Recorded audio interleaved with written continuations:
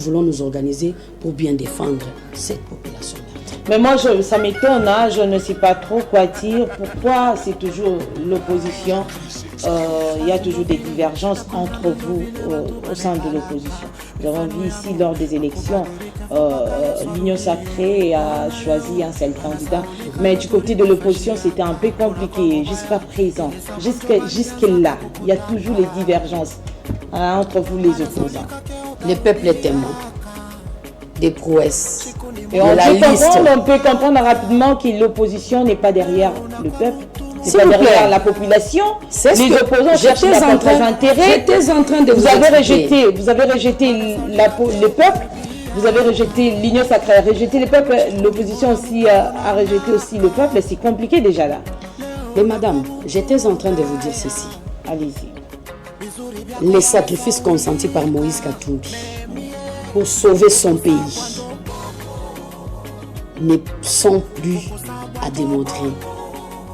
Depuis qu'il avait démissionné de son poste de gouverneur du Grand Katanga jusqu'à ce jour, Moïse a toujours été disponible.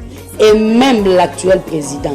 Disponible pour aider la population. Justement. Disponible juste mais vous m'avez posé la question, laissez-moi. Allez-y, désolé madame. Allez-y. Même l'actuel président de la République, Félix Tshisekedi, sait combien Moïse Katumbi a contribué à ce que l'opposition puisse enfin changer de régime que nous avons aujourd'hui. Ce que je peux dire, c'est que dans chaque famille, il y a toujours des mauvais élèves.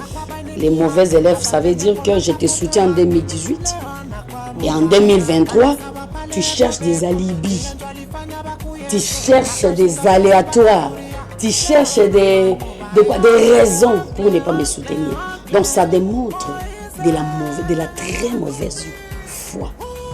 Donc ça veut dire que nous sommes constants. Mais nous ensemble pour la République. Pourquoi soutenir une seule personne? Allez-y. On peut aujourd'hui comprendre que les leaders de l'opposition, c'est Moïse Katumbi. Oui. Madame, pourquoi parler? Vous avez déjà répondu à cette question? S'il vous plaît. Oui, c'est Moïse Katumbi qui est Comment expliquer? Vous posez plusieurs questions au même moment. Comment est-ce que je peux répondre aux unes et aux autres au même moment? Posez la question, laissez-moi terminer, puis poser une autre question, ça serait une bonne chose.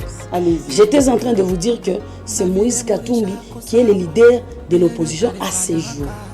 Parce que même pour constituer le gouvernement, on tient compte du poids numérique des députés au sein de l'Assemblée nationale. Et si nous pouvons aller dans cette même logique, nous voyons que c'est Moïse qui a le plus grand nombre de députés dans l'opposition politique. Je pense que vous ne pouvez pas nier cela. Alors, j'étais en train de dire ceci. L'opposition, ce n'est pas toute l'opposition qui est derrière son intérêt personnel, non. Moïse a toujours été du côté de l'intérêt du peuple. C'est la raison pour laquelle, en décembre 2016... Allez-y. Ouais, je suis en train de m'expliquer, madame. Oui, allez-y. C'est la raison pour laquelle, en décembre 2016, il n'avait pas obligé sa présence pour qu'il y ait accord pour les élections. Parce que nous avons même des images de l'UDPS. L'UDPS avait écrit « Sans Moïse Katumbi, il n'y aura pas de dialogue, il n'y aura pas accord ».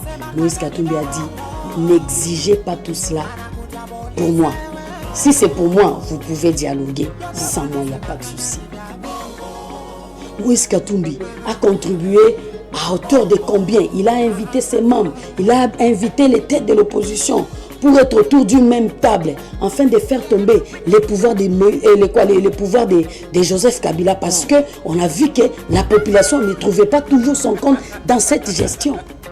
C'est toujours l'un des députés de Moïse Katumbi qui avait même contribué à la déchéance du bureau Mabunda à l'Assemblée nationale.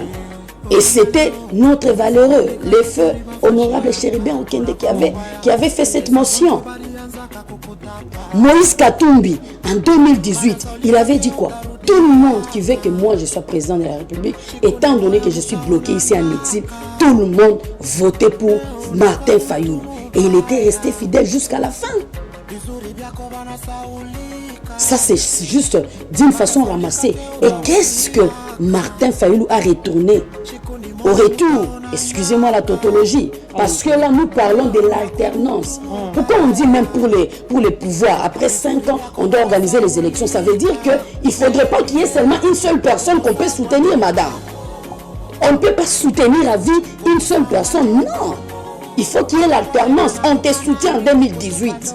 C'est qu'en 2023, tu es dans l'obligation de soutenir la personne qui t'a soutenu.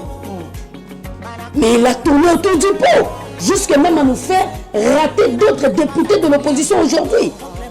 S'il n'avait pas interdit à son parti de se présenter, aujourd'hui l'opposition allait avoir encore beaucoup de députés.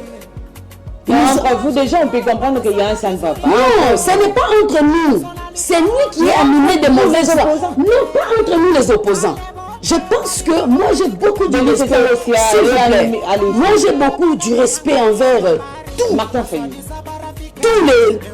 Toutes les figures de l'opposition, y compris Martin Fayoulou, Denis Sanga et tout le monde.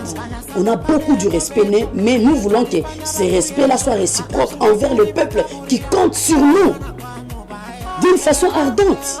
C'est ce que je dis que comme il a été soutenu en 2018, il avait l'obligation. Ce qu'il n'a pas respecté. Enval a dit quoi? Il a dit qu'il n'est pas concerné par cette démarche. C'est juste un refus. Un refus, et puis c'est tout à fait normal, on est en démocratie, c'est pas tout le monde qui doit épouser. Mais Martin Fayoulou aussi dit la même chose. Mais eux, ils ont dit que le pouvoir que nous avions combattu, vous avez bien lu le message, c'est devant vous, madame. On a combattu donc le fait de faire cette démarche, c'est de légitimer le pouvoir, alors que c'est non. C'est la raison pour laquelle je vous avais dit. Si on devait exiger le corps entier de Patrice Emery Lumumba, on n'allait jamais l'enterrer. Donc ça veut dire qu'on doit partir d'un point. On n'est pas dans les vides, on doit partir d'un point. C'est-à-dire, le peu qu'on a eu, on doit s'organiser avec le peu qu'on a. Et d'ailleurs, c'est ça même, ce qu'on appelle une femme sage. Une femme sage n'exige pas de son mari toujours un grand budget. Elle essaie de s'organiser avec le peu que son mari lui donne. Donc nous sommes là en train de nous contenter. Tout ça pourquoi? Parce que nous ne voulons pas toucher aux arbres. Parce que nous ne voulons pas casser. Je ne sais pas si c'est de cette opposition dont ils ont besoin. Vous-même, vous savez, dernièrement ici, on avait une marche avec SID et consorts. Vous avez eu des incidents tels que les gens de SID étaient en train d'inciter les petits enfants à jeter des cailloux sur la police, sur les policiers. Et c'est de cette opposition dont vous avez besoin, madame. Nous sommes une opposition républicaine, nous sommes une opposition ordonnée et une opposition qui prône les dialogues, qui prône revendiquer dans ce qu'on appelle dans une lutte pacifique et non pas une lutte pour casser ce qu'il y a déjà.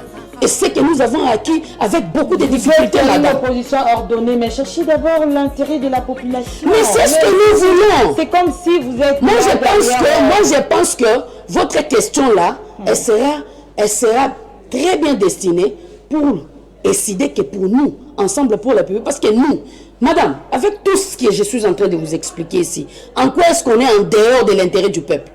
Voudriez-vous bien me démontrer où est-ce que Ensemble pour la République est en dehors des intérêts de la population?